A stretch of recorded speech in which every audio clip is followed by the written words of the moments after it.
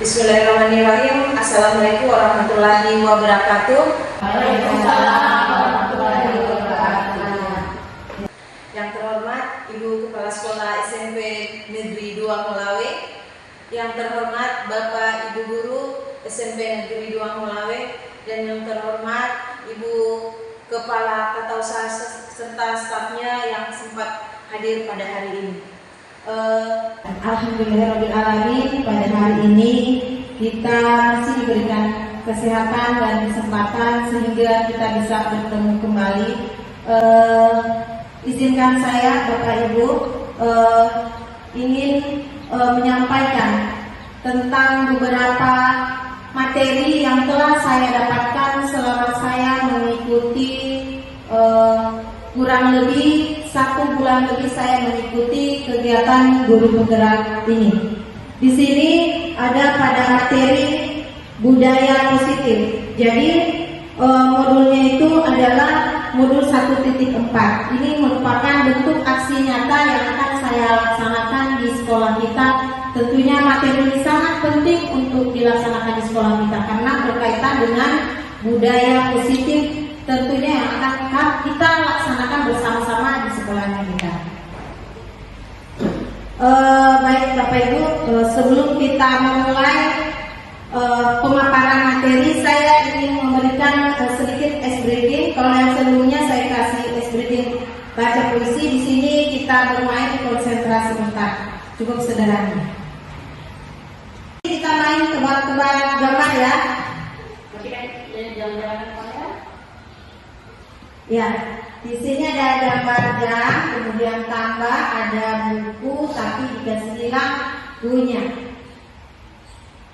Ada Bapak Ibu yang ingin menjawab, kira-kira ini apa?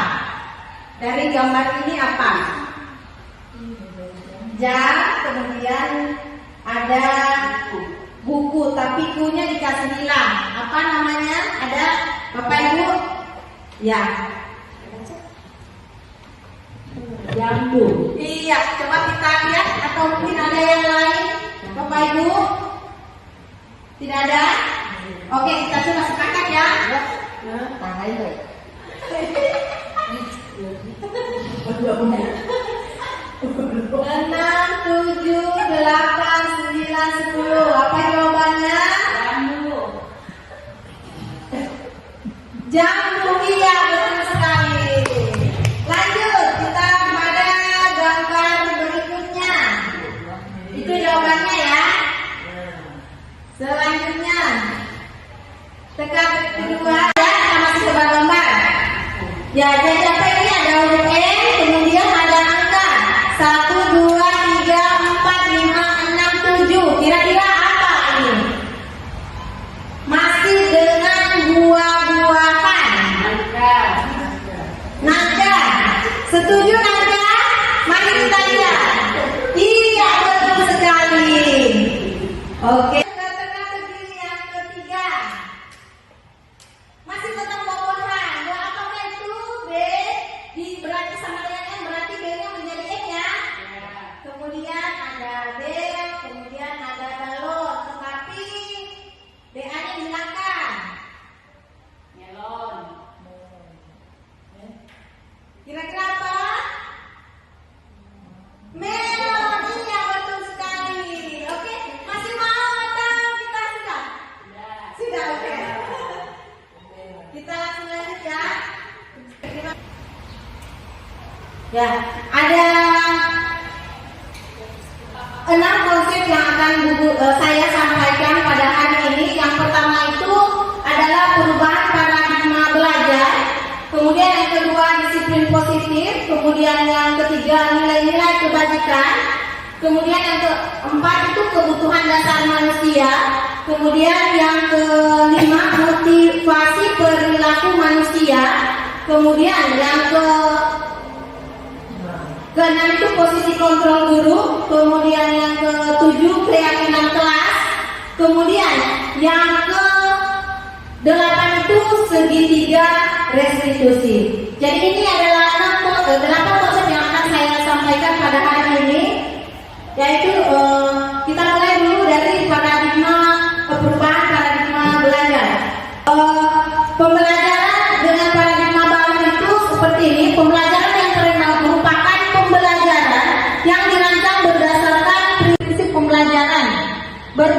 diferensiasi. Jadi pembelajaran yang paradigma baru itu adalah pusatnya pada pembelajaran berdiferensiasi, sehingga para peserta didik itu belajar sesuai dengan kebutuhannya berdasarkan tahap perkembangan sesuai dengan psikologi modern. Itu berdasarkan kebutuhan dari peserta didik.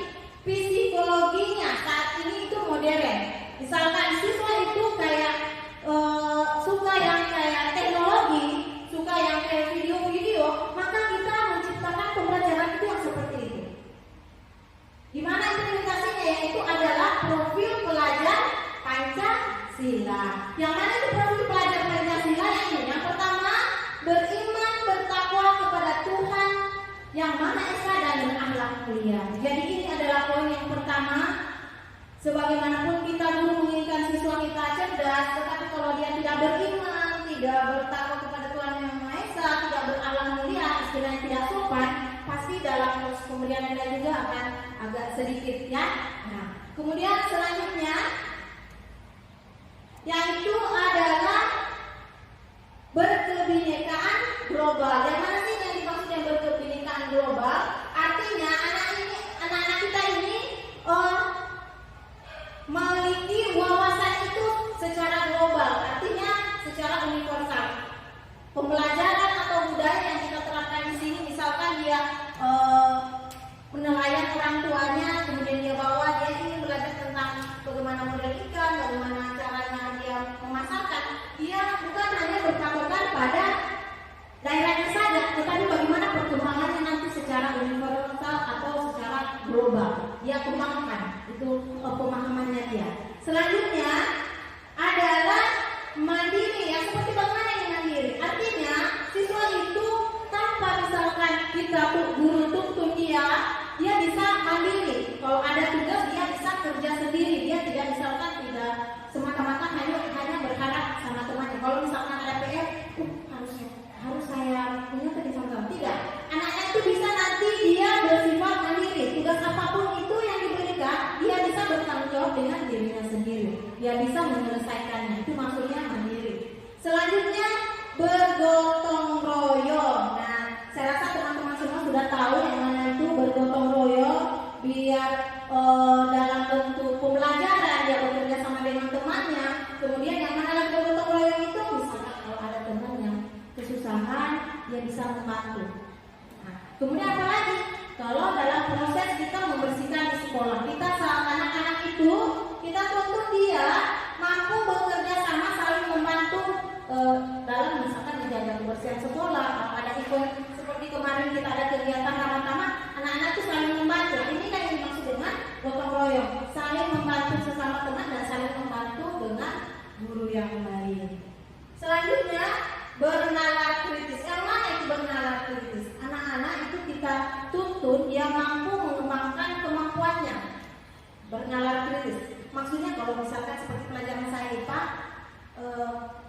tentang pencemaran lingkungan. Nah, di lingkungan misalkan di laut sini sudah tercemar, ada rilisan dari tambang. Nah, kita membantu anak-anak itu bagaimana caranya supaya laut kita, sekitaran air kita itu sudah tidak tercemar lagi. Nah, di situ anak-anak bisa berpikir kritis. Maksudnya bernalar kritis. Kira-kira solusi apa? Mungkin dia bisa mencari di internet. Kira-kira bagaimana kita cari solusi supaya lingkungan sekitar kita terlihat misalkan airnya bisa bersih, tidak tercemar. Nah itu masih banyak contoh-contoh lain. Misalkan dalam matematika juga dia kasih perkalian sehingga dia bisa berpikir lebih kritis. Bagaimana dia bisa menyelesaikan tugas ini atau PR ini secara kritis. Nah masih banyak lagi contoh-contoh lain. Selain itu apa yang terakhir dari profil pelajar Pancasila yaitu kreatif. Nah kreatif di sini itu anak-anak dituntut mampu berkreatif. Misalkan ada tugas dari guru membuat bunga. Nah dia mencari itu. Tugas dari guru itu kita disuruh cari membuat bunga dari plastik. Nah dia bisa kreatif mencari bahan-bahan, kemudian mencari di internet, membuat itu. Anak-anak kita latih dia untuk kreatif. Misalkan dia menyelesaikan di dalam ruangannya, supaya lebih menarik. Nah itu kita tuntun anak-anak supaya lebih kreatif. Masih banyak lagi contoh-contohnya supaya anak-anak bisa lebih kreatif, dan intinya apa? Dia senang ketika berada di dalam kelas, dia nyaman ketika berada di dalam kelas dan lingkungan sekolah. Saya rasa itu untuk pembelajaran dengan paradigma baru, bahwa esensinya kita sekarang, apalagi kita sekarang 2024, kita sudah harus menerapkan yang namanya profil pelajar Pancasila. Semoga nanti ini semester ini kita sudah mulai kembangkan pelajaran baru, itu profil pelajar Pancasila. Saya rasa Bapak Ibu sudah paham ya maksud dari ini. Kita lanjut ya. Nah, ini adalah miskonsepsi tentang teori kontrol. Selama ini mungkin kita sebagai guru itu masih banyak kesalahan-kesalahannya, atau mungkin masih salah dalam teori kontrol, atau kita mengatur siswa, mengarahkan siswa atau membimbing siswa. Di sini itu pertama, ilusi guru mengontrol murid. Itu ilusi bahwa semua penguatan posisi efektif dan bermanfaat itu misalkan berpusat hanya pada guru. Tetapi sekarang sudah berbeda, sudah pada siswa. Lanjut, kemudian ilusi bahwa kritik dan membuat rasa bersalah mampu menguatkan karakter. Yang mana itu maksudnya? Kita sebagai guru pasti kita pernah mengkritik, ya, mengkritik siswanya kita. Kamu ini sudah terlambat, kenapa masih begini? Nah, itu merupakan teori kontrol yang miskonsepsi masih kita terapkan, dan itu adalah salah. Ya, itu adalah salah. Ini, ya. Kita berharap siswa itu kalau kita tegur dia akan terbangun motivasinya, bahwa dia akan datang ke sekolah dengan lebih cepat. Ternyata kenyataannya apa? Masih banyak yang terlambat. Saya rasa seperti itu. Kemudian lanjut, apalagi miskonsepsi selama ini, yaitu ilusi bahwa orang dewasa berhak memaksa. Nah, ini ya, kita biasa guru tidak sadar, kita masih berpikiran kita sebagai guru kita lah yang benar. Nah, itu miskonsepsi. Itu maksudnya salah. Ya, bahwa kan kita dewasa, kita lah yang harus memaksa. Kamu harus begini, kamu begini. Padahal anak itu memiliki kodratnya sendiri. Dia punya sudah punya bakat tersendiri. Kalau dia mau belajar model gaya visual, maksudnya lebih tertarik ke gambar-gambar, kita akan mengarahkan ke situ. Yang mana itu berdiferensiasi, kita memenuhi kebutuhannya siswa. Sesekali jangan kita mengajar hanya kayak kita menjelaskan saja, tetapi sesekali ada kayak visual, kita putarkan musik, atau sesekali kita putarkan video, seperti itu. Jadi pembelajaran kita itu sudah berdiferensiasi, dan miskonsepsi selama ini yang ini guru harus mengontrol, guru dia selalu mengkritik supaya siswa dia lebih menguatkan karakternya, ternyata masih salah. Kemudian ini juga guru biasa atau orang dewasa itu lebih berhak dia memaksa. Nah, itu salah yang masih dari miskonsepsi selama ini. Nah, ini akan kita perbaiki. Oke teman-teman, saya rasa teman-teman bisa sudah paham maksud ini. Lanjut. Nah, ini kita akan mengubah paradigma stimulus respon ke pendekatan teori kontrol. Nah, ini stimulus respon itu yang pertama, kita mencoba mengubah orang agar berpandangan sama dengan kita. Nah, biasanya seperti itu. Apa yang kayak kita kemukakan, selalu kita berharap orang itu sama dengan kita, tapi kenyataannya tidak. Ya, kita selalu memaksakan kenyataannya tidak. Kemudian yang berikutnya itu perilaku buruk dilihat sebagai suatu kesalahan. Nah, biasa kalau anak-anak terlambat harus anggap dia buruk, dan kita anggap itu sebuah kesalahan. Nah, ini akan kita lihat. Ya, ini pertama tadi ini kita mencoba mengubah orang agar berpandangan sama dengan kita, tetapi kenyataannya dari kontrolnya itu kita berusaha memahami pandangan orang lain tentang dunia. Itu pengertian, ya, kita pahami orang, memahami pandangan orang lain tentang dunia. Selanjutnya tadi yang kedua, perilaku buruk dilihat sebagai suatu kesalahan. Nah, dari kontrolnya semua perilaku memiliki tujuan. Ya, seperti tadi yang saya bilang bahwa misalkan anak terlambat datang, kita anggap itu salah, tetapi kenyataannya ada maksud sebenarnya bertanya kenapa dia bisa terlambat. Mungkin kita bisa tanyakan apa alasannya. Jangan langsung kita menghukum. Saya rasa seperti itu. Lanjut, kedua yaitu orang lain bisa mengontrol saya. Ya, biasanya ada anak-anak itu yang sudah tidak punya semangat, kalau dia begini ya mengikut saja. Tetapi kenyataannya dengan ini di terkontrol, hanya Anda yang bisa mengontrol diri Anda. Jadi tidak boleh ada paksaan dari luar. Ya, Anda bisa sebenarnya mengontrol diri Anda sendiri. Selanjutnya, ini berikutnya, pemaksaan ada pada saat rujukan gagal. Nah, terkontrol yang sebenarnya kemudian yaitu kolaborasi dan konsensus menciptakan pilihan-pilihan baru. Jadi misalkan kita biasa kadang dipaksa atau kita biasa memaksa anak-anak, pada dasarnya sebenarnya kita bisa berkolaborasi, maksudnya kita satukan pendapatnya kita. Kira-kira kamu maunya seperti apa, maunya seperti apa, tanpa ada paksaan atau bujukan. Ya, seperti itu. Selanjutnya, ini model berpikir menang atau kalah. Nah, itu bisa dipungkiri bahwa ada orang yang selalu berpikir saya ini sok-sok akan menang, menang. Tetapi ada juga ternyata anak-anak itu dia selalu berpikir saya tidak mau ikut lomba, saya tidak ingin ikut lomba. Artinya dia selalu saya pasti kalah, saya pasti kalah. Selanjutnya, nah sedangkan dari kontrolnya itu anak-anak harus berpikir selalu menang dan menang. Ya, jangan dia seperti kesannya hanya dia kalah. Kalau saya tidak menang berarti saya kalah. Kita harus menekankan yang seperti ini. Pilihannya itu anak-anak dia harus mampu berpikir bahwa dia selalu menang dan menang. Sekira seperti itu teman-teman. Selanjutnya, nah di sini ini adalah poin yang paling penting dari materi hari ini yaitu disiplin positif. Disiplin positif itu berasal dari kata disiplina yang artinya belajar. Disiplin ini mengacu pada disiplin diri yang memiliki tanggung jawab terhadap apa yang dilakukannya berdasarkan nilai-nilai yang dia miliki. Jadi maksud di sini disiplin itu adalah dia memiliki tanggung jawab terhadap apa yang sudah diyakini dalam dirinya. Selanjutnya,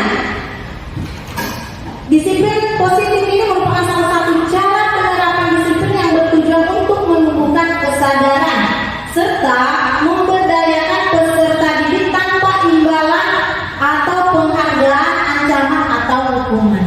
Dunia pendidikan sudah ini tadi saya jelaskan, kemudian ini juga nilai kebajikan itu ada yang namanya toleransi. Jadi dalam kita mengembangkan proses disiplin ada yang namanya toleransi. Dari saat terlepas dari itu ada yang namanya rasa hormat, integritas, mandiri, menghargai, antusias, empati, pengetahuan, kreativitas, kerjasama, percaya diri dan komitmen. Selain itu ada yang ketiga, keterampilan hidup atau life skill. Nah di sini itu nilai-nilai kebajikannya itu dapat dipercaya. Jadi kalau kita sudah menerapkan kedisiplinan, berarti kita sudah mulai menumbuhkan nilai kepercayaan orang. Ya, orang itu sudah mulai percaya sama kita. Jadi ketika dia memberikan sebuah tugas, kita bisa dipercaya menyemangati tugas itu, kita tidak tinggalkan.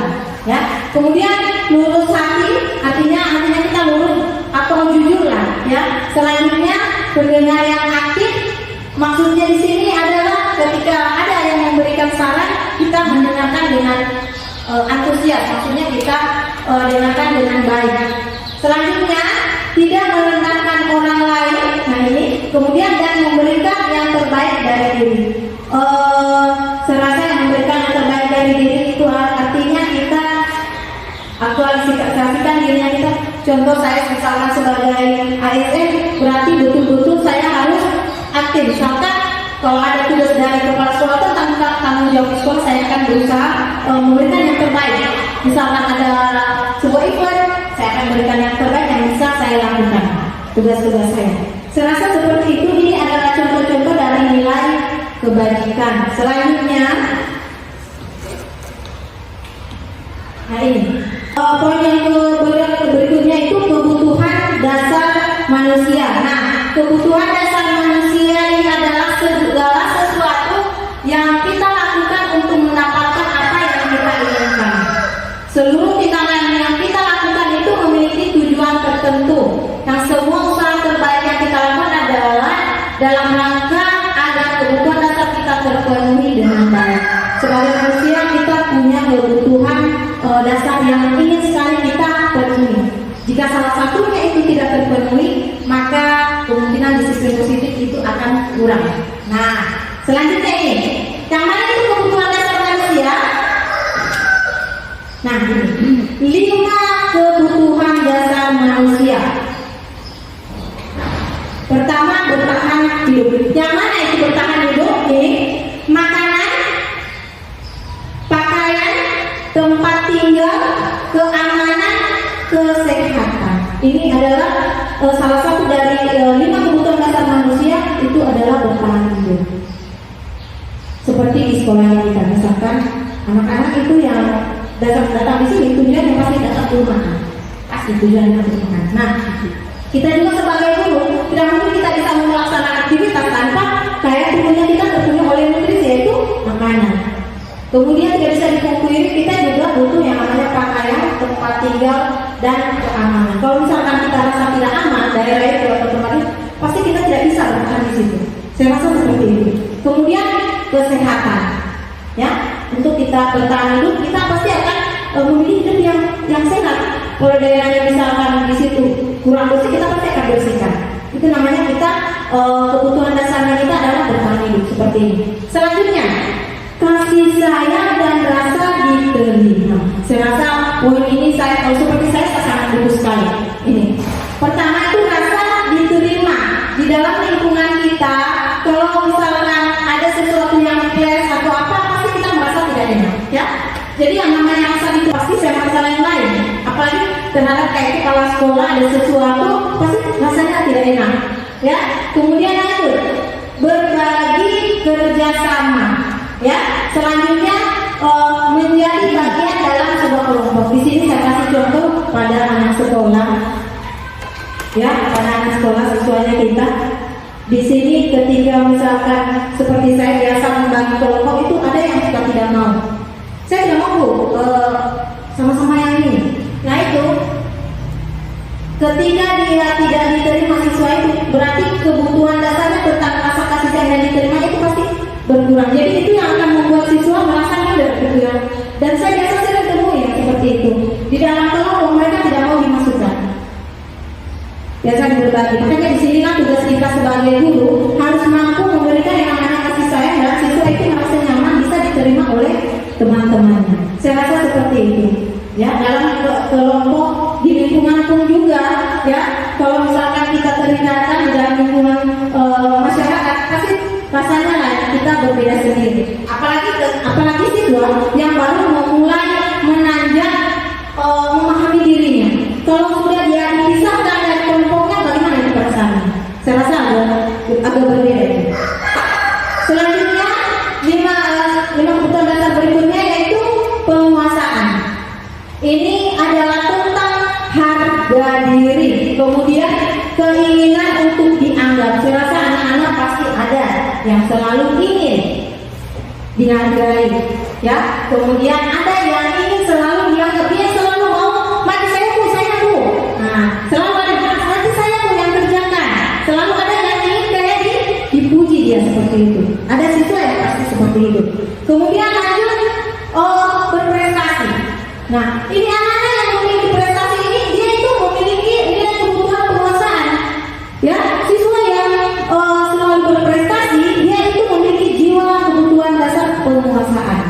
Kemudian diakui. Saya rasa muridnya kita pasti ada yang seperti ini. Dia selalu ingin diakui dan didengar. Ya. Selanjutnya tentang kebebasan. Kebutuhan dasar yang manusia yang berikutnya adalah kebebasan. Di sini pertama mandiri. Tidak bisa kita pungkiri pasti dalam diri kita ada yang namanya rasa introvert sendiri. Kalau misalkan kita mampu mengerjakan sesuatu, kita akan melakukannya dengan sendiri dan mampu bertanggung jawab dengan tugasnya kita. Selanjutnya memiliki pilihan. Kita punya pilihan sendiri. Kalau menurut kita tentang ini hal ini tidak bagus, kita tidak akan pilih. Begitu juga siswa. Kalau misalnya pelajaran yang dia suka, dia akan ikuti. Tetapi ketika ada pelajaran yang dia ikuti dan dia tidak suka, mungkin dia akan mengantuk atau mungkin dia akan keluar ke Selanjutnya mencoba hal baru. Nah, siswa kita yang pada posisi ini, posisi anak SMP, mereka yang selalu ingin mencoba hal-hal yang baru. Jadi sebagai guru kita harus betul-betul paham kebutuhannya anak-anak. Ketika dia mencoba-coba, misalkan ada pernah kasus merokok ya. Sebenarnya kita tidak boleh anggap itu adalah kita menganggap bahwa dia buruk, dia salah. Ini adalah jiwa kebebasannya, dia ingin mencoba hal yang baru dari dirinya. Nah, bagaimana tugas kita? Kita lah yang menuntutnya, ya. Kita jelaskan, yang ini tidak bagus, yang ini yang harus kamu lakukan. Saya rasa seperti itu. Kemudian lanjut, mampu mengendalikan arah dirinya. Jadi siswa-siswa yang sudah masuk pada mampu mengendalikan arah dirinya, kita juga sebagai guru, berarti dia sudah masuk kategori mampu memenuhi kebutuhannya dari kebebasan. Saya rasa seperti itu.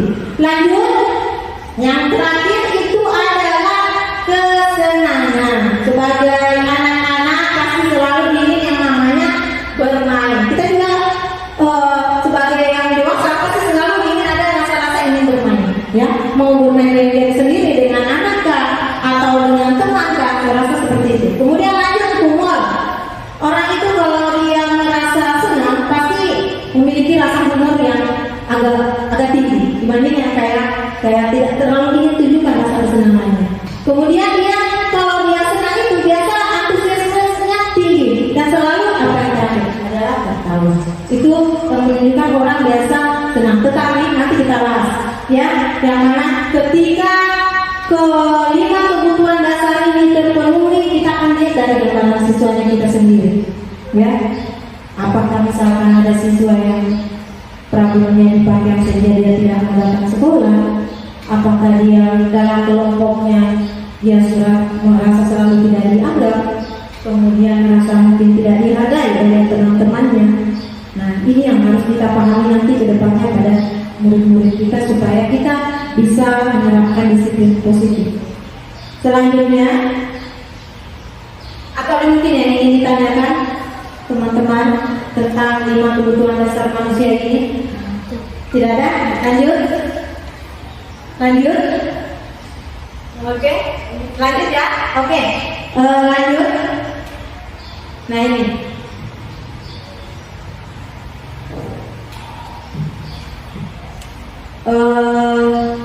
Motivasi perilaku manusia itu ada yang ekstrinsik dari luar, kemudian ada yang intrinsik. Yang mana motivasi sehingga orang selalu melakukan atau berperilaku melakukan hal itu? Apa yang sebenarnya motivasinya? Yang pertama, untuk menghindari ketidaknyamanan. Seperti murid kita datang terlambat, saya kasih contoh lagi, anak murid kita datang terlambat, kenapa dia datang cepat? Yang menghindari ketidaknyamanan. Apa yang seperti apa? Mungkin menghindari hukuman, atau dia menghindari dimarahi dari guru, seperti itu. Dia menghindari ketidaknyamanan. Selanjutnya, apa motivasi perilaku manusia berikutnya dari luar itu ya? Untuk mendapatkan imbalan penghargaan dari orang lain. Jadi siswa misalkan ada yang datang cepat, mungkin karena supaya dia dipuji sama guru. Ada pasti siswa yang seperti itu. Atau mungkin karena kayak suka dijanjikan sama orang tuanya, kalau kamu datang pagi-pagi cepat, nanti di akhir semester saya berikan handphone. Nah, itu adalah contoh motivasi dari luar itu. Motivasi dari luar ada 2. Ini merasa ketidaknyamanan, menghindari sekitar dukungan atau ancaman, kemudian seperti ini untuk mendapatkan penghargaan dari guru atau dari siswa. Nah, motivasi yang terakhir dan ini motivasi yang paling penting adalah motivasi intrinsik. Yang mana itu untuk menjadi orang yang mereka inginkan dan menghargai diri sendiri dengan nilai-nilai yang mereka percaya. Jadi motivasi inilah yang sangat penting, yaitu mereka sadar melakukan hal itu, datang cepat sekolah karena mereka sadar untuk menghargai dirinya sendiri. Kalau dia datang cepat, artinya dia bangga dengan dirinya. Oh, saya tidak terlambat lagi. Saya merasa senang melakukan ini karena saya bisa kalau datang cepat bisa kerjakan membersihkan, bisa kerjakan PR. Jadi namanya dia menghargai dirinya sebagai guru. Jangan mudah-mudahan tidak ada yang seperti ini dari luar. Semoga kita selalu yang seperti ini. Saya yakin teman-teman berada pada aplikasi ini, yaitu kita menghargai dirinya kita sendiri, begitu murid-murid sesuai dengan nilai-nilai atau yang kita percaya. Misalkan jam 7 itu kita sudah kasih apel siswa, itu adalah nilai yang kita yakini, itu adalah nilai yang kita percaya. Jadi kita usahakan datang ke sekolah sebelum jam 7. Nah itulah yang dimaksud bahwa kita menghargai dirinya kita sendiri sesuai dengan nilai-nilai yang kita yakini atau kita percaya. Seperti itu juga siswa, dia harus saya harus datang cepat ke sekolah karena jadwal penyembuhan saya harus kerjakan tugas dari guru supaya saya bertambah pengetahuan saya. Nah, itu nilai yang dia percaya, bukan karena ada ketidaknyamanan nanti dukung guru atau karena ada imbalan. Guru kata dia jangan mau kasih 5.000 kalau selesai kerjakan tugas atau dari mama. Nah, itu ekstrinsi itu sisa. Kalau dia sudah melakukan pekerjaan dari dalamnya, dia akan menghargai dirinya sendiri, kita juga sebagai guru menghargai dirinya kita sendiri sesuai dengan nilai-nilai yang kita percaya, maka inilah motivasi yang sangat baik.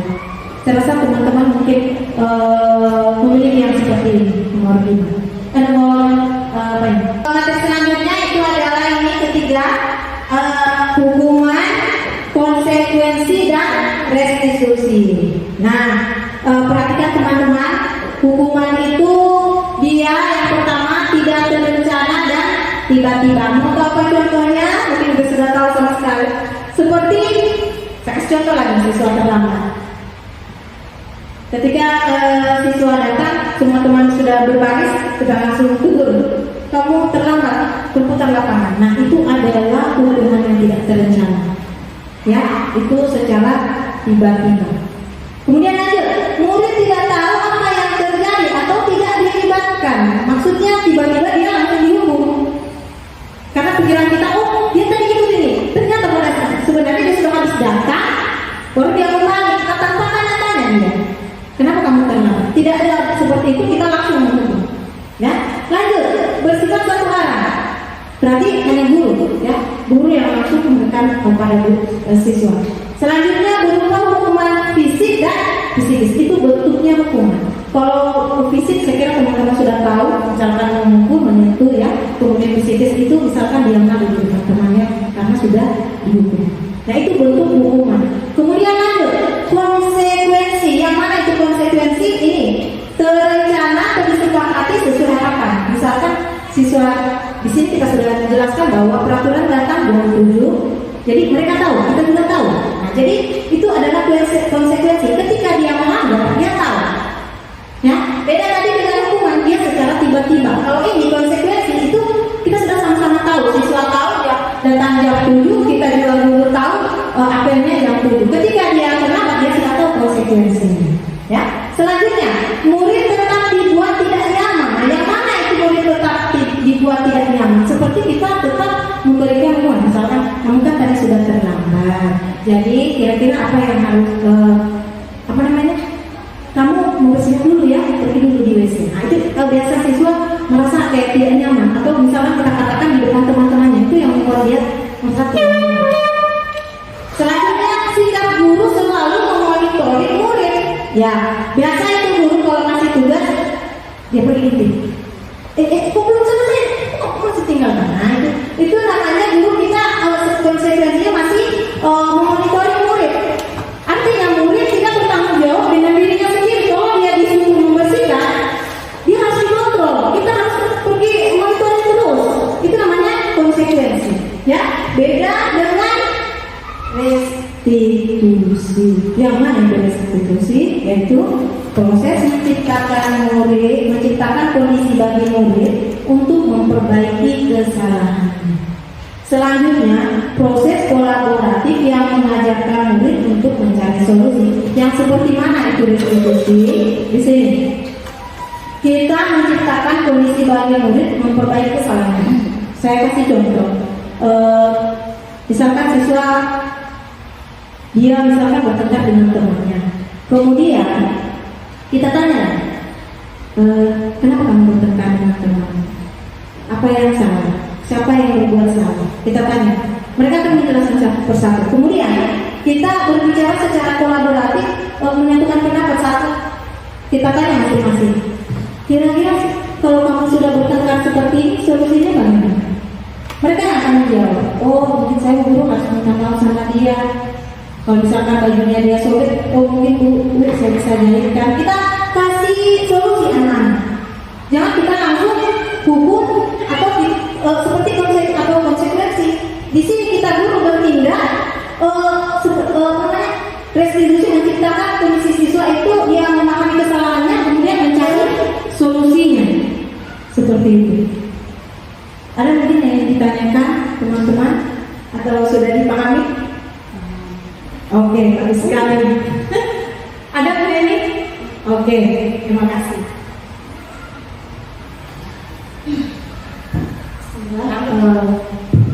Baik, terima kasih atas kesempatan yang diberikan. Dari pemaparan yang bisa disampaikan, sepertinya dari buku dan konsekuensi ini, restitusi ini merupakan yang paling baik secara sah. Solusi yang paling baik itu kita lakukan dalam proses kita membina masyarakat, dalam proses kita membina pendidikan.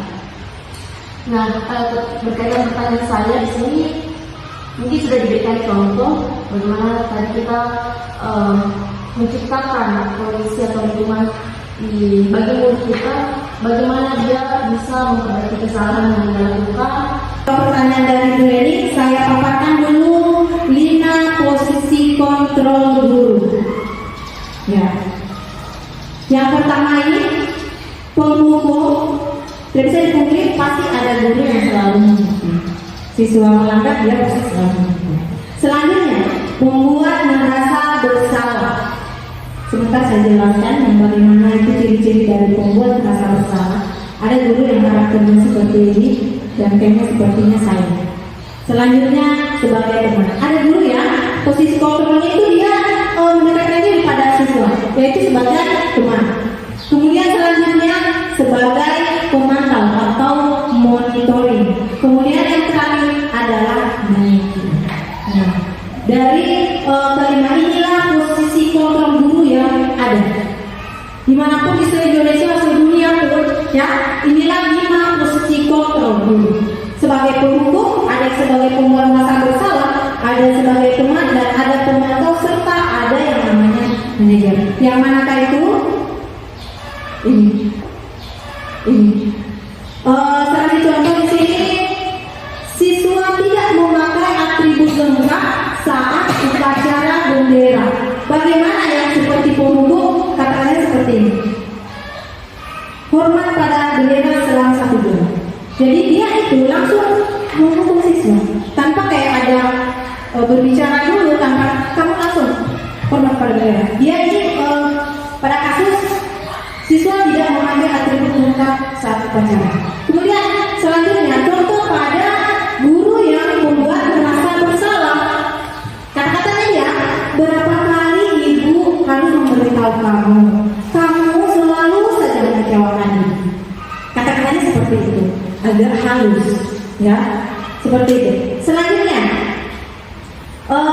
contoh masih yang sama pada posisi teman di sini. Kata-katanya selalu seperti ini. Maksudnya bukan selalu, ciri-cirinya. Ayo dong, ikuti aturan sekolah. Tolong bantu ibu. Ya, sekali ini. Ya sudah, tidak apa-apa. Lain kali jangan sampai berbuat seperti ini lagi ya. Nah, ini contoh sebagai teman. Selanjutnya, pemantau. Kamu sudah melanggar peraturan sekolah. Kamu tahu konsekuensinya? Setelah upacara, kamu beli atributnya ke koperasi dan jangan diulangi lagi. Nah, saya ulang seperti ini tadi. Di sini itu guru langsung menghukum pada posisi penghukum. Kemudian nanti posisi merasa bersalah. Guru itu membuat siswa, kata-katanya halus, tetapi membuat siswa dia langsung kayak merasa bersalah sekali atas yang sudah dia perbuat, kayak sudah tidak ada dunia lain yang memberikan dia ruang bahwa sudah salah sekali saya, ya seperti itu. Itu posisi guru sebagai pembuat merasa bersalah. Selanjutnya, contoh berikutnya sebagai teman. Di sini guru dia posisikan dirinya sebagai teman.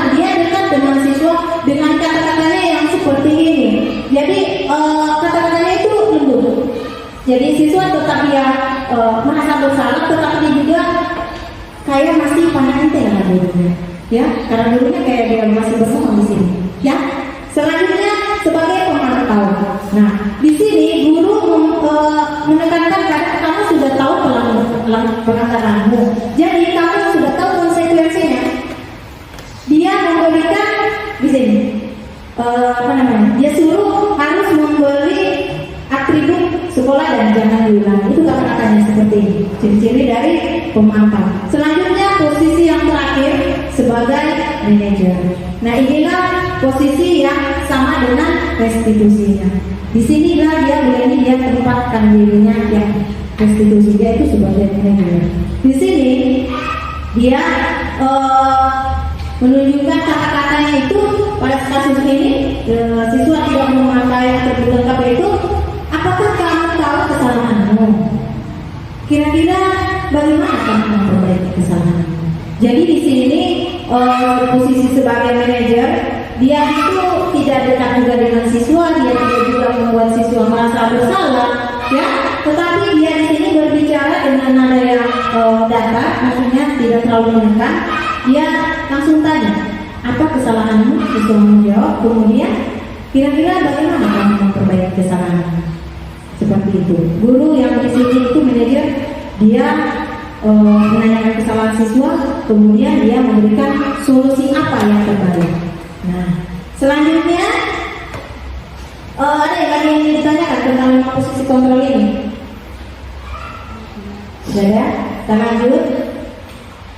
Nah, saya bertanya teman-teman sesuai tadi itu, kira-kira kalau kata-kata saya kecewa sekali dengan kamu itu masuk dari kategori apa? Sebagai penghukum, sebagai pembuat merasa bersalah, sebagai teman, sebagai pemantau, atau sebagai manajer? Sebagai pembuat rasa bersalah. Sebagai apa? Sebagai pembuat rasa bersalah. Oke. Bagaimana teman-teman? Setuju? Setuju. Iya, betul sekali ya. Selanjutnya, kamu tidak. Materi berikutnya yaitu tentang keyakinan kelas. Nah, ada pertanyaan, mengapa keyakinan kelas? Mengapa bukan peraturan kelas? Ada mungkin teman-teman yang mau kasih pendapat mengapa keyakinan kelas dan bukan peraturan kelas? Apa perbedaannya keyakinan dan apa perbedaannya peraturan? Di dalam kelas pasti kalau kita mengajar ada semacam kayak sebuah peraturan yang kita buat, misalkan tidak boleh keluar kalau guru sudah masuk di dalam, atau dari jarak jauh kalau sudah lihat guru sudah harus ada di dalam, boleh keluar cuma satu kali. Nah, itu kira-kira keyakinan atau peraturan? Peraturan. Nah, atau ada mungkin teman yang mau kasih pendapat kenapa keyakinan kelas bukan peraturan?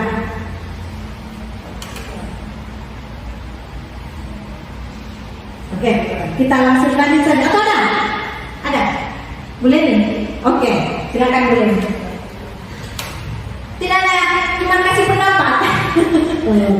Terima kasih. Mungkin yang saya tangkap dari mengapa keyakinan kelas bukan peraturan kelas, mungkin perbedaannya bisa kita lihat mungkin dari dampak aktualisasinya. Kalau peraturan ini biasanya dia tertulis, kemudian harus ada yang kontrol. Artinya apabila peraturan itu terlanggar harus ditetapkan hukumannya atau konsekuensinya. Kemudian ketika keyakinan di sini, ini dia berkaitan dalam dirinya masing-masing individu siswa maupun guru tentang sesuatu yang dia nilai. Jika dia salah, sesuatu perbuatan yang salah, maka dia tidak akan lakukan. Jika dia yakini benar, maka itu yang akan dia lakukan. Dan itu tidak tertulis maupun tidak dapat diawasi, hanya berbentuk keyakinan dalam diri sendiri. Itu yang mungkin saya bisa sampaikan. Kalau ada salah mungkin bisa dibenarkan. Ya, luar biasa sekali Bu Leni. Kelas kalau Bu Leni tadi itu dari dalam diri tanpa harus ditulis.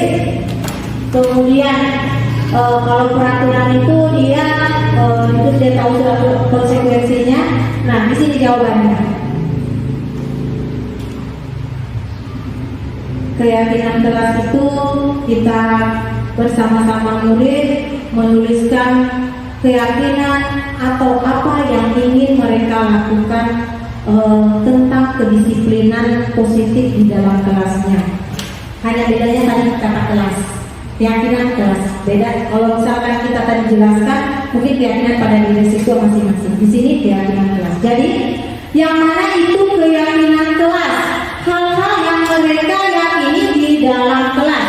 Yang pertama itu bersifat abstrak, kemudian berupa pernyataan universal, maksudnya tidak terlalu banyak, dia bahasa istilahnya universal, global. Kemudian lanjut dibuat dalam buat pernyataan positif, jadi kata-katanya itu dia positif. Misalkan tidak boleh membuang sampah dalam laci, itu misalkan dalam keyakinan kelas. Kita ubah kata tidak itu tidak positif itu. Jadi kata-katanya kira-kira apa? Misalkan kita ubah dari tidak boleh membuang sampah dalam laci. Kira-kira kata-kata positifnya yang tidak pakai kata tidak. Intinya tidak boleh membuang sampah di dalam laci. Kita ubah kalimat itu menjadi positif. Kira-kira ada nanti teman-teman dari contoh itu? Kita ubah kalimat, misalkan kita kasih contoh, dibuat dalam pernyataan positif. Saya kasih contoh tadi, tidak boleh membuang sampah dalam laci. Kita ubah kalimat itu menjadi bernada positif. Mungkin Bu Mar, maksudnya kita ubah jangan pakai kata tidak. Ubah kalimat tidak boleh membuang sampah dalam laci menjadi nada yang lebih positif. Tidak boleh ada kata tidak. Jangan, tidak boleh lagi pakai kata jangan. Itu negatif. Kita buanglah sampah di tempatnya. Iya, betul sekali. Ya, kita buat keyakinan kelas itu pakai nada positif. Tidak boleh pakai nada negatif. Maksudnya nada-nada pernyataannya lebih positif. Kita tidak boleh buat keyakinan kelas pakai kata-kata yang negatif. Tidak boleh membuang sampah dalam laci. Kita ubah kalimat itu ya. Misalkan semua siswa sudah membuat pernyataan, terus kemudian ada yang buat tidak boleh membuang sampah dalam laci. Itu kita akan ubah. Kita ubah. Kemudian lanjut, sedikit saja agar mudah. Nah, itu kata-kata seperti ini. Kalau saya bilang, selanjutnya sesuai dengan kondisi kelas dan sekolah sehingga mudah diterapkan. Misalkan kondisi ruangan kita seperti bagaimana, kita sesuaikan itu kita buat keyakinan kelas. Selanjutnya, semua warga kelas atau warga sekolah dilibatkan dalam membuat keyakinan kelas. Jadi contoh-contoh keyakinan kelas itu adalah beberapa, misalkan menjaga keindahan tembok ruangan, berarti artinya siswa tidak boleh mencoret-coret. Ya, kan biasa siswa di keyakinan kelas itu semua siswa menulis. Tapi saya kasih contoh kelas 7 saat itu, kelas 7 saya suruh tulis di dalam sticky notes ini, tuliskan 5 keyakinan kelas yang ingin kamu terapkan di kelasnya kita. Ada yang tulis tidak boleh mengejek teman, dan kita ubah menghargai sesama teman. Kemudian ada lagi tidak boleh meminjam pulpen tanpa izin. Nah, itu kayak beberapa keyakinan kelas. Nah, semua siswa saat itu menuliskan, selanjutnya ditempel di sini di papan, kemudian saya sortir. Ya, saya ubah menjadi kalimat-kalimat yang positif dan membentuk 10 keyakinan kelas yang mereka yakini, saling menghargai, tidak boleh membedakan, tidak membeda-bedakan teman, menjaga keindahan ruangan kelas, tidak membuang sampah pada tempatnya. Itu ada 10 keyakinan kelas. Dan mereka sudah buat, berarti mereka harus yakini dan harus lakukan, ya, karena mereka yang membuat. Ya, kita guru hanya sebagai memfasilitasinya. Nah, dari kelas ini, inilah yang akan kita kembangkan untuk menjadi budaya. budaya di sekolahnya kita, yaitu budaya positif. Bisa mungkin ada yang belum ditanyakan atau sudah dipahami? Iya, silakan Bu Leni.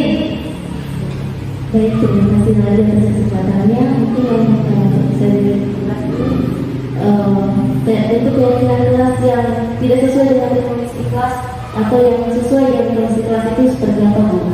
Ya, bagus sekali. Di sini lupa saya di sini sesuai dengan kondisi kelas atau sesuai kondisi sekolah. Nah, di sini misalkan kita kan daerahnya dekat laut, ya. Jadi kalau kita misalkan bukan hanya kelas, misalnya kalau kita buat skema keyakinan kelas untuk sekolah, kita sesuaikan kondisi sekolah itu bukan hanya keyakinan kelas, tapi keyakinan sekolah bahwa tidak boleh membuang sampah di laut seperti itu. Ada lagi kemudian ini yang ditanyakan? Oke, saya lanjut ya. Mungkin sudah bisa dipahami. Yang terakhir tadi untuk semua warga kelas, apakah di situ dilibatkan juga pihak dari masyarakat atau pihak sekolah saja? Oke, karena di sini kata-katanya melibatkan warga sekolah, siapa saja warga sekolah maksudnya di sini adalah stakeholder. Jadi bukan hanya guru, bukan hanya staf TU, tetapi juga kita melibatkan orang tua. Jadi di sini orang tua nanti pada saat misalkan kita ada pertemuan rapat di awal semester, kita nanti akan bisa bahasakan, sehingga sebenarnya orang tua lah yang sangat berperan penting dalam mendisiplinkan murid-murid atau anak sekolah. Kalau orang tuanya sudah berperan dia di rumah, misalkan kamu harus coba datang sekolah, nanti kalau di sekolah jangan buang sampah sembarangan, bajunya harus dikasih masuk di dalam. Insya Allah kita juga di sekolah, guru sudah tahu tentang itu, kita melihat siswa sudah rapi, kerjasamanya itu siswa paham, guru paham, orang tua juga paham. Insya Allah disiplin positifnya kita di sekolah akan berlangsung dengan baik.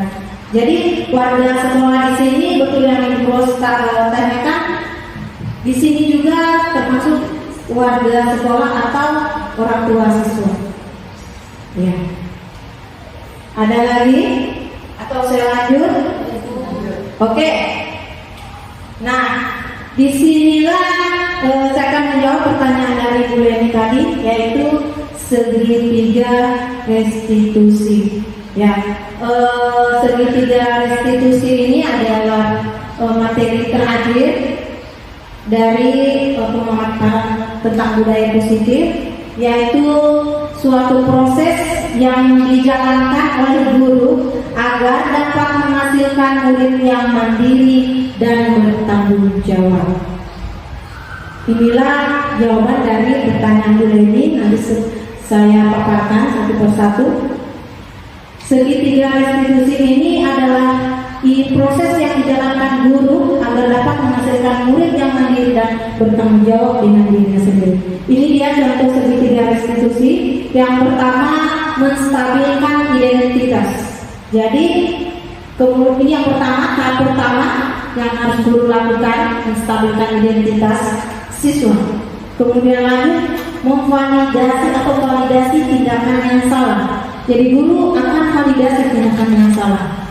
Kemudian yang terakhir adalah menanyakan keyakinan. Jadi guru akan menanyakan keyakinan apa yang dia pahami itu murid. Ya, oke. Saya lanjut. Yang mana itu menstabilkan identitas. Ini berdasarkan prinsip membuat kesalahan adalah bagian dari proses pembelajaran. Jadi kita stabilkan dulu identitasnya, kita stabilkan dulu perasaannya, bahwa kita mengacu membuat kesalahan adalah bagian dari proses pembelajaran.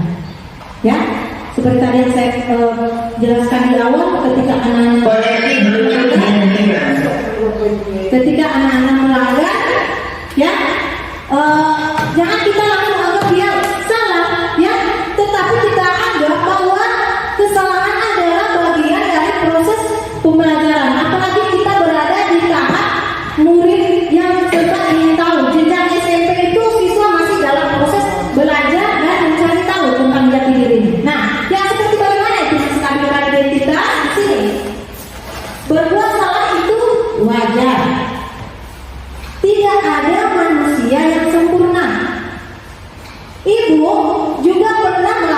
itu.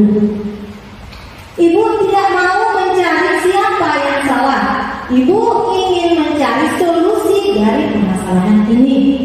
Kemudian kamu berhak merasa begitu. Inilah adalah ciri-ciri dari kategori menstabilkan identitas. Seperti ini. Selanjutnya, ada mungkin yang ingin ditanyakan atau mungkin mau ditambahkan tentang ini adalah teori yang sudah dijelaskan oleh para ahli. Selanjutnya, yang mana berikutnya segitiga restitusinya, ini adalah menstabilkan identitas yang pertama. Kemudian yang berikutnya adalah validasi tindakan yang salah. Nah ini dia mengacu atau berdasarkan prinsip setiap perilaku berupaya memenuhi kebutuhan tertentu. Seperti tadi saya sudah paparkan ada 5 kebutuhan dasar manusia ya.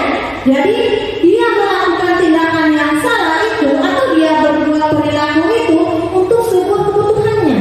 Ada kebutuhannya ya, apakah dia tidak terpenuhi atau dia maksud saya itu kebutuhannya sesuai dengan apa yang dia butuhkan. Dia berbuat kesalahan itu. Nah, yang mana itu? Kamu pasti punya alasan mengapa melakukan hal itu. Padahal kamu bisa melakukan yang lebih buruk dari ini. Ini tindakan-tindakan yang akan kita lakukan pada hari ini. Kita validasi tindakan salahnya dengan mengatakan hal yang seperti ini. Kata-katanya yang akan kita ucapkan pada hari ini. Kamu patut bangga karena telah melindungi sesuatu yang penting buatmu. Kemudian kalimat berikutnya, kamu melakukannya karena mempertahankan sesuatu yang penting bagimu. Selanjutnya, ini adalah kalimat-kalimat untuk validasi tindakan yang salah. Ini yang akan kita ucapkan pada sesuatu. Atau misalkan ada kata yang hampir sama lah seperti itu. Selanjutnya, segitiga restitusi yang terakhir adalah menanyakan keyakinan. Nah ini berdasarkan prinsip teori kontrol bahwa pada dasarnya kita termotivasi secara intrinsik. Yang mana itu kita melakukan sesuatu itu karena dari dalam, ya, bukan karena seperti yang saya bilang ekstrinsik karena ada ketidaknyamanan atau karena ada ancaman atau hukuman atau karena kita ingin mendapat sebuah penghargaan atau imbalan. Ya, ini muncul pada diri nanti itu termotivasi dari dalam dirinya. Nah, seperti apa? Nah ini kita bisa tanyakan, apa keyakinan kelas kita? Nilai-nilai apa yang telah disepakati bersama? Seperti apa gambaran sebuah kelas yang ideal menurut kamu? Kemudian kamu ingin menjadi orang yang seperti apa? Nah itu kata-kata kita menanyakan keyakinan kelas. Dan jadi ciri-ciri dari guru yang menerapkan segitiga restitusi itu berarti dia bukan penghukum, ya. Dia bukan apa lagi? Pembuat merasa bersalah. Selanjutnya dia bukan lagi seperti teman. Kemudian bukan juga sebagai pemantau, tetapi dia sebagai sebagai media. Inilah guru yang menerapkan segitiga restitusi.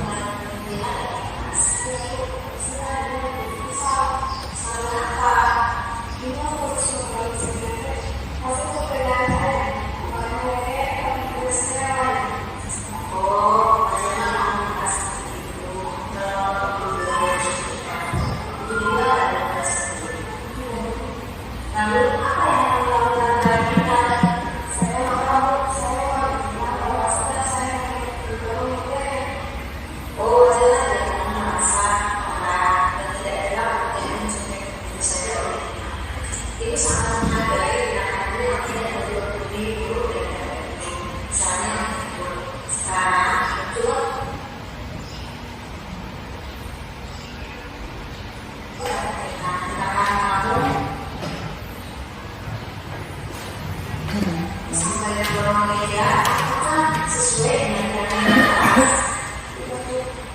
Menurut kamu keyakinan kelas apa yang sudah dilanggar? Betul. Menurut kamu saling menguatkan teman itu penting tidak ada kamu? Baik. Kalau menurut kamu itu penting, jadi keyakinan apa yang harus kamu lakukan pada saat kamu sudah marah? Kamu bersedia mengenai masalah ini? Lalu, apa yang kamu lakukan untuk memperbaiki masalah? Saya tidak bisa dan berterima saja jika ada yang itu dan saya melakukan pengalaman. Ya, menurut saya dengan kamu ya, kita pernah ya, sekarang silakan kembali sekolah. Iya.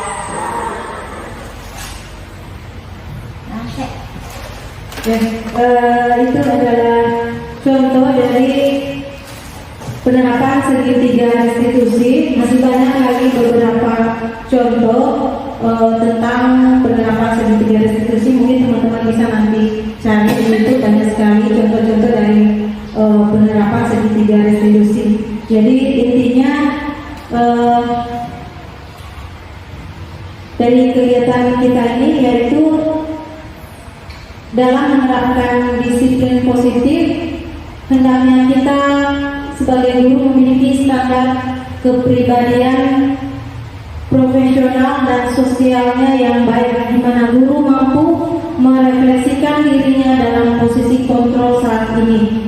Bagaimana perjalanan dirinya sebagai amon atau manajer yang menuntut murid-muridnya menjadi insan yang mandiri, merdeka dan bertanggung jawab sesuai dengan standar nasional pendidikan di Indonesia.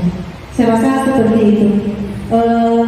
Saya akhiri teman-teman, mungkin masih ada yang ingin ditanyakan, tetapi mungkin nanti kita pada kesempatan waktu, misalkan bisa kita berdiskusi tentang bagaimana cara lebih aktif atau bagaimana lebih signifikannya tentang menerapkan segitiga restitusi. Mungkin di lain waktu kita bisa bicara secara kolaboratif bersama teman-teman guru yang lain. Saya akhiri. Wabillahi taufiq wal hidayah. Wassalamualaikum warahmatullahi wabarakatuh.